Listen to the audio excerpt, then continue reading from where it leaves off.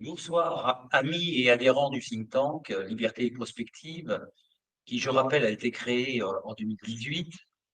Think tank qui est présidé par Henriette Co, ici présente, et nous avons organisé dans ce cadre de nombreux colloques et conférences, ainsi que des dîners-débats. Et ce soir, nous allons avoir la synthèse du colloque qui a eu lieu à l'Assemblée nationale au mois d'avril sur la fragmentation sociale. Et c'est notre ami Christian Bigot, ici présent à mes côtés, qui va donc nous présenter cette synthèse de ce colloque qui était très intéressant, qui a réuni à peu près 130 à 140 personnes à l'Assemblée nationale. Je vous passe la parole. Merci. Alors, effectivement, la fragmentation sociale, un défi pour la République. Prononcer une conclusion, j'allais dire déjà sur ce thème et sur des débats aussi riches et vastes est quelque chose de malaisé, tant la diversité et la richesse des interventions a été extrêmement importante. Néanmoins, et nonobstant ces difficultés, je vais essayer de retracer le travail de réflexion et de débat qui a eu lieu ce soir-là. Les deux tables rondes qui se sont succédées ont, pour une première, analysé la fragmentation sociale dans ses aspects multidimensionnels dans la société française, et pour la seconde table ronde, elle a analysé plus spécifiquement, au sein de l'école publique, cette fragmentation sociale dans les différentes missions de cette école. Au préalable, il faut conserver en mémoire le contexte qui, en 3 dates, permettront de resituer le débat sur la laïcité et la fragmentation sociale. Première date, 1989. 1989, c'est l'affaire des foulards de Creil. Cette affaire fait apparaître dans l'espace scolaire la question des religions, en l'occurrence la religion musulmane, qui était et qui est une religion en plein développement en France, en raison du poids croissant de ces coreligionnaires qui, je vous le rappelle, étaient passés de 8% en 1997 à 18% en 2016. Lionel Jospin, ministre de l'Éducation nationale, j'ai le document et d'ailleurs il sera annexé, demande au Conseil d'État un avis le 4 novembre 1989. Cet avis que vous aurez ne tranche pas et laisse le ministre décider, ou plutôt en l'occurrence ne pas décider, dans une circulaire du 12 décembre 1989 d'une politique nationale. Quelle était sa politique? Mais il n'y avait pas de politique nationale, justement, et il renvoie le règlement de la question au chef d'établissement. Ça s'appelle voter en touche. Seconde date, 1994. 1994, François Bayrou, ministre de l'Éducation nationale, édite une circulaire, ça se fait beaucoup l'Éducation nationale, les circulaires, enjoignant d'exclure les élèves qui refuseraient d'ôter leur voile. Cette circulaire sera invalidée par les tribunaux administratifs lorsqu'elle sera appliquée par les chefs d'établissement. Donc, c'est une impuissance caractérisée de la puissance publique. Troisième date, 2004, Jacques Chirac, président de la République, fait voter la loi interdisant aux élèves de porter un signe ou une tenue exprimant de manière ostentatoire leurs convictions religieuses. La même année, c'est-à-dire 2004, un rapport d'un de mes collègues, Jean-Pierre Aubin, sur les signes et manifestations d'appartenance religieuse dans les établissements scolaires, indique déjà l'importance du phénomène et appelle les pouvoirs publics à prendre une décision.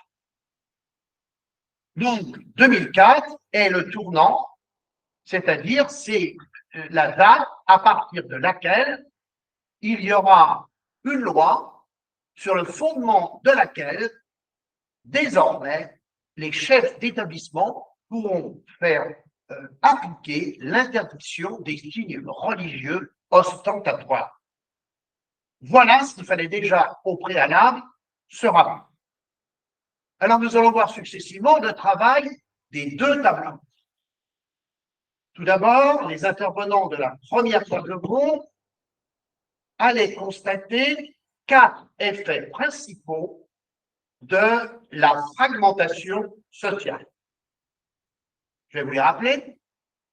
Tout d'abord, un effet économique avec l'aggravation des inégalités sociales et culturelles, des inégalités territoriales dont sont victimes les populations, entre guillemets, laissées pour compte dans le contexte de la mondialisation et de la métropolisation. S'y ajoutent les victimes des désindustrialisations, du chômage, de l'insécurité et de la perte d'identité culturelle.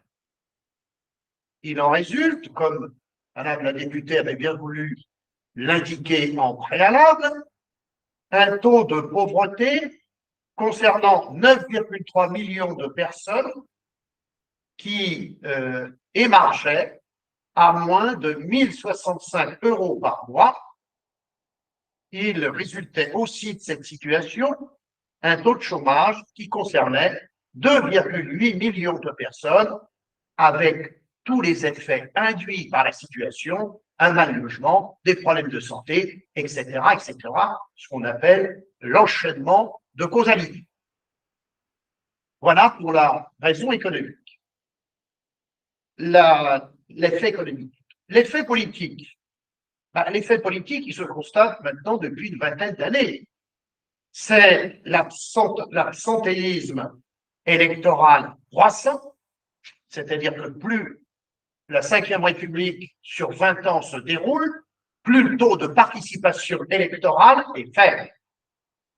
Toujours dans le domaine politique, on constate un désintérêt pour la chose publique. Enfin, et cela est d'ailleurs lié à ce fait-là, on constate aussi une désaffiliation politique qui d'ailleurs suit la désaffiliation syndicale, et cette désaffiliation politique concerne principalement, mais pas exclusivement, la génération des 18-24 ans. Effets économiques, effets politiques, effets sociétaux. Les effets sociétaux, cela se voit avec l'ignorance ou la contestation des valeurs de la République. Plus grave encore, cela se voit avec la proclamation de la supériorité des injonctions religieuses sur les lois de la République. Cela permet de constater le délitement du lien social et même du lien civil, c'est-à-dire le lien qu'il y a dans les familles. Et enfin, était constaté le déclin du sentiment d'appartenance à la société et les effets que l'on constate maintenant médiatiquement très fortement, c'est-à-dire les phénomènes d'addiction aux drogues, amphétamines, etc. Je n'insiste pas, les débats d'actualité sur cette question-là sont trop présents pour que j'ai besoin de vous rappeler tout. Enfin, quatrième effet, le légicentrisme. Le légicentrisme, cela est le constat du très grand nombre d'applications théoriques des lois, plus de 500 000, 500 000 lois qui catégorisent les citoyens, qui apportent des exceptions et des niches catégorielles qui, effectivement, balkanisent la société et aboutit, comme l'a démontré M. Isakidis, à un déclin du droit, à une relativité normative illustrant ce qu'il appelle à bon droit l'absurdistan. La Coupe du Monde a indiqué ensuite les conséquences négatives qui minent le contrat social. La montée du populisme, des extrémismes, de la violence, de la perte de confiance dans la science, dans l'éducation, dans les institutions, dans l'école et même, et je dirais surtout, dans les pouvoirs publics. Ce phénomène, pour ne pas être propre à la France, car il concerne tous les États européens et parfois même au-delà. Mais en France, il y est plus ressenti qu'ailleurs, compte tenu du rôle de l'État. Donc, quand l'État est déliquescent, cette déliquescence est davantage ressentie en France, car on est habitué à la tutelle bienfaisante ou malfaisante de l'État, et donc, c'est un phénomène qui souligne la fragmentation sociale, puisque d'ailleurs, plus personne ne comprend notre discours. Cet état de fait, je vous dis, concerne toutes les sociétés industrielles et post-industrielles, urbaines ainsi que traditionnelles, et est parfois lié à la transformation du rôle de ces États dans ces sociétés post-industrielles. Après ce constat et ses conséquences négatives, les intervenants ont mentionné 3 remèdes qui ont été tentés. Premier remède, les investissements dans les territoires périurbains et ruraux.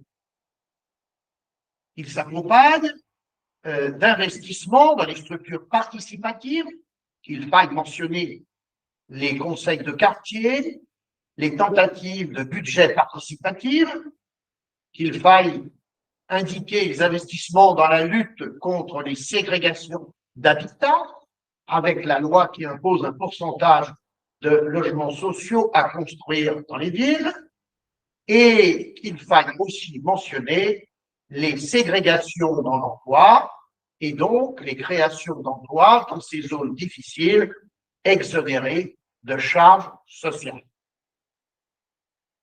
Malgré toutes ces actions, mentionnées d'ailleurs à la table ronde, celle-ci a quand même mentionné aussi les erreurs et les insuffisances de cette politique, ou plutôt de ces politiques. Alors, quelles sont-elles? L'éparpillement et la multiplicité des instances dédiées. Le empilement, leurs résultats mitigés et résultats de plus en plus contraints par l'importance de la dette publique. À titre d'exemple, et d'ailleurs c'est ce qui l'illustre le mieux, c'est la politique de la ville. C'est la politique de la ville, j'ajouterai, avec son inconstance. Inconstance d'objectifs, inconstance de stratégie et inconstance de moyens. Je n'aurai pas la cruauté de vous rappeler les différentes primes, les différentes politiques qui sont succédées, chaque ministre arrivant, changeant la politique par rapport à son prédécesseur. Gilles Henry a souligné la fragmentation institutionnelle et politique. C'est ces termes. Pour constater la concurrence des acteurs. C'est-à-dire que chaque acteur essaie d'apporter la couverture à lui, quitte à ne pas avoir une politique homogène d'ensemble avec les autres acteurs qui concourent à la réalisation de cette politique. L'État, les collectivités territoriales, les associations, et tout cela avec les conflits de compétences et de politique, entre guillemets, politicienne, comme l'indiquait Gilles Henry, politicienne électorale, qui n'hésite pas à qualifier de bricolage inter-institutionnel. Deuxième remède tenté, accroître la décentralisation et l'autonomie des collectivités territoriales. Pourquoi donc? Eh bien, pour privilégier le terrain et ne plus tout décider de Paris et, je prends le terme, détechnocratiser les décisions et surtout instituer une culture de l'évaluation. Certes, vous le savez comme moi, très insuffisant. La Cour des comptes l'a rappelé par 2 rapports significatifs sur la politique de la vie. Troisième remède, renforcer l'aménagement du territoire par une prise en compte des réseaux de transport et la promotion de l'innovation et encourager les médiations.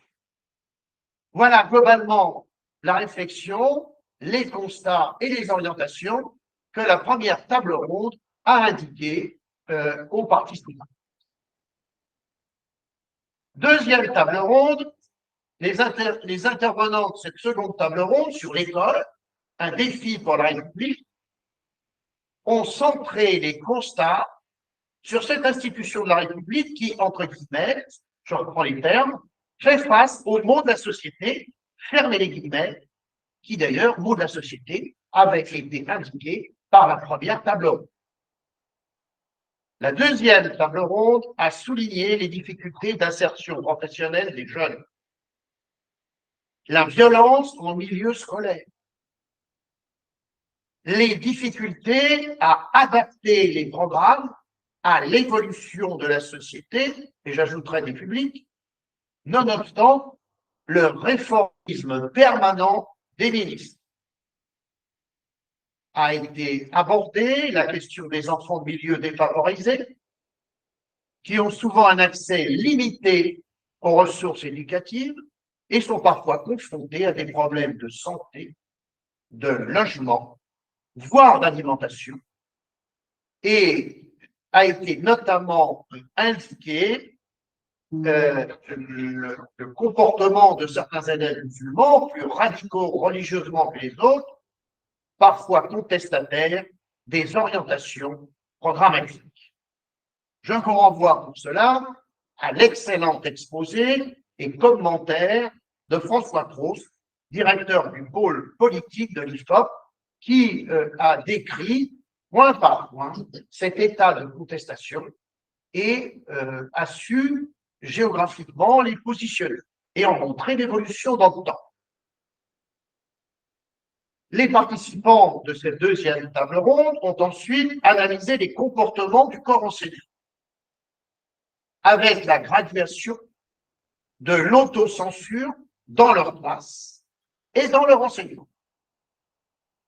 52% des enseignants se sont autocensurés dans leur enseignement contre 43% en 2020. 79 appréhendent des situations conflictuelles en matière de laïcité. Voilà les chiffres qui ont été cités par le directeur du pôle politique de l'IFOP. Les comportements de désapprobation radicale de l'assassinat de Samuel Paty, entre guillemets, je reprends les termes, ne font pas l'unanimité chez les élèves musulmans. Je ferme les guillemets, j'indique.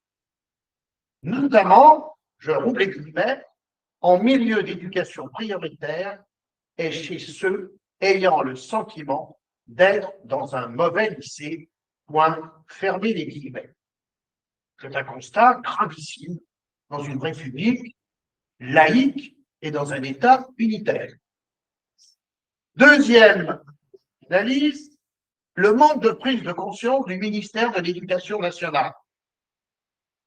Le ministère, selon l'orateur, n'a pas tiré toutes les conséquences, sous-entendu de l'affaire Samuel Paty, et c'est le cas pour 77% des enseignants, dont pour 67% des enseignants de moins de 30 ans.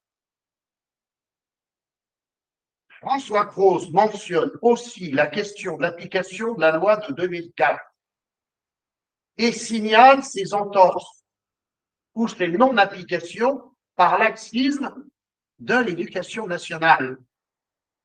Cela concerne le port de signes religieux. Cela concerne le menu des cantines. Cela concerne la remise en cause de la mixité.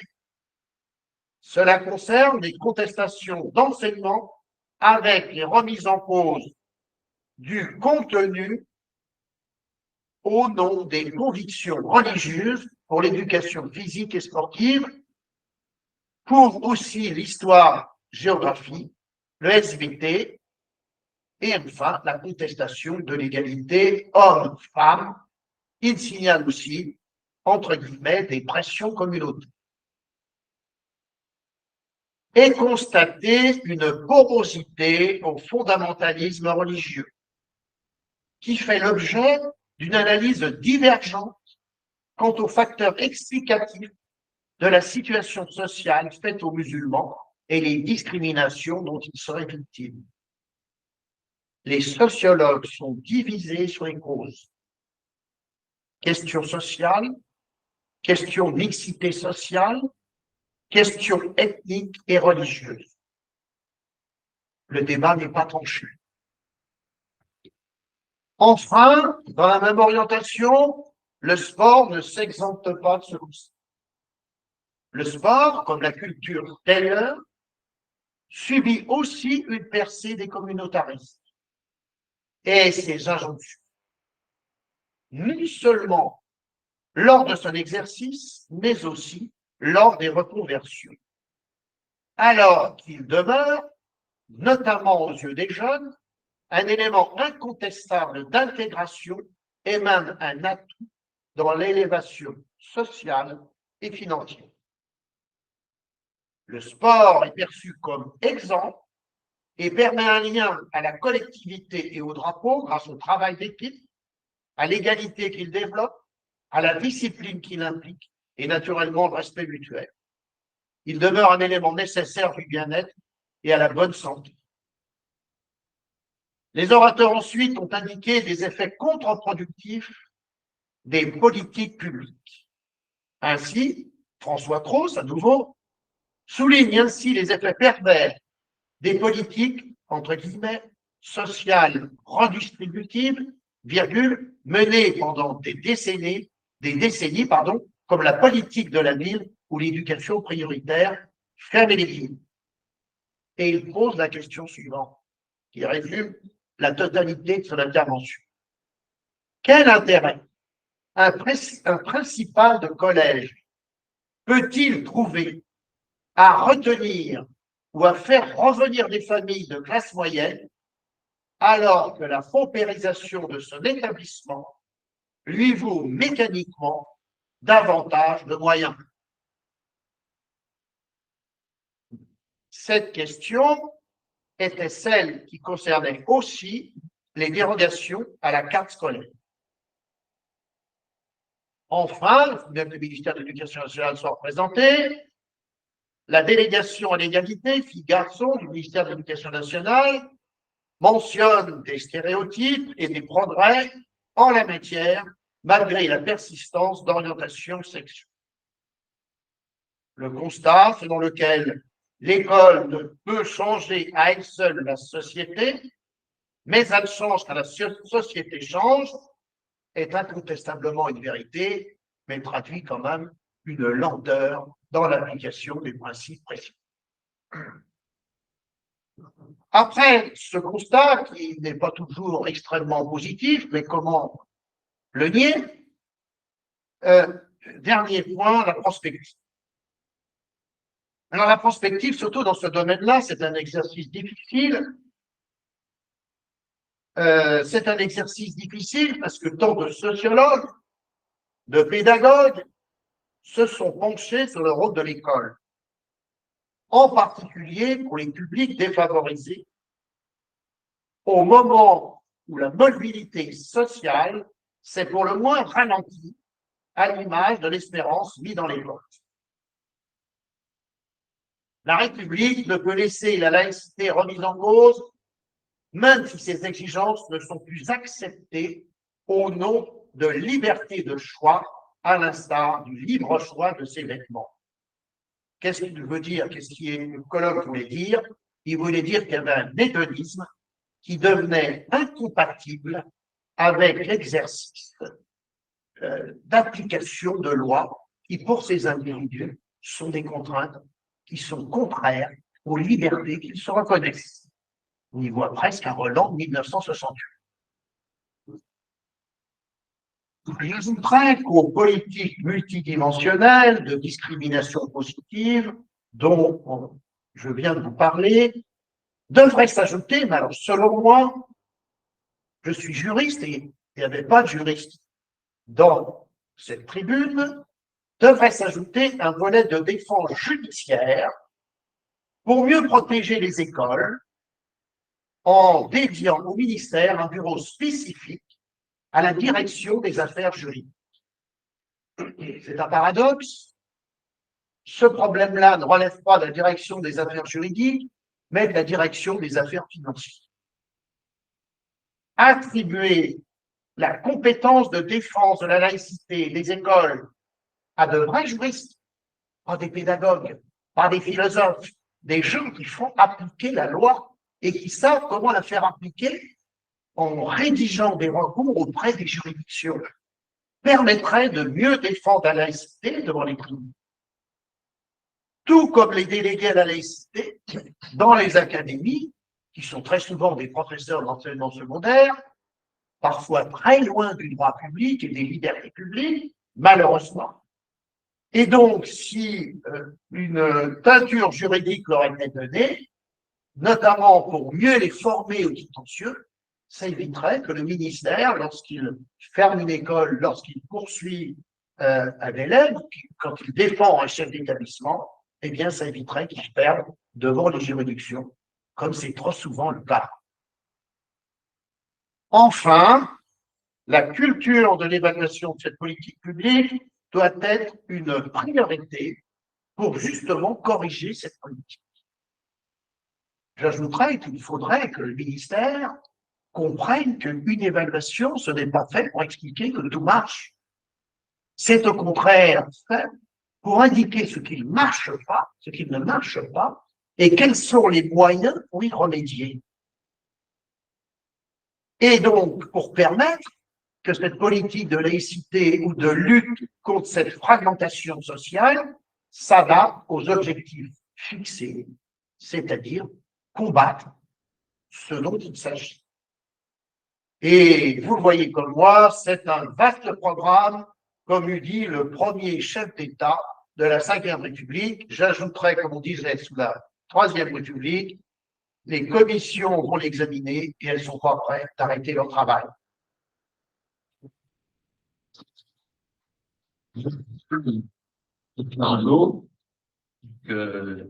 Je pense que nous allons terminer cette séquence et passer à l'Assemblée générale exceptionnelle.